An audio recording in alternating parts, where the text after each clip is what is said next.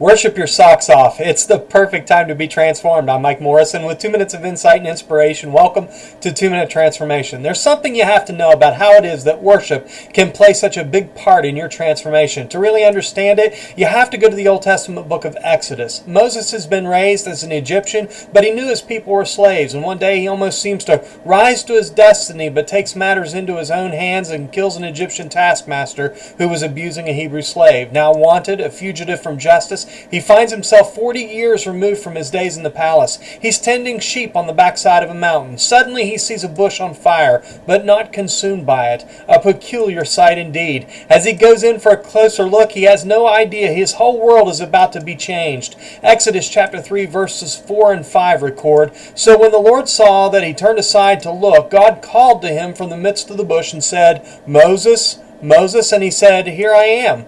Then he said, 'Do not draw near this place. Take your sandals off your feet, for the place where you stand is holy ground.'" Could this strange encounter have gotten any more bizarre? A bush on fire but not burned up, and it knows his name.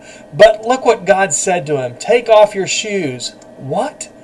God was inviting him to relate to him in worship.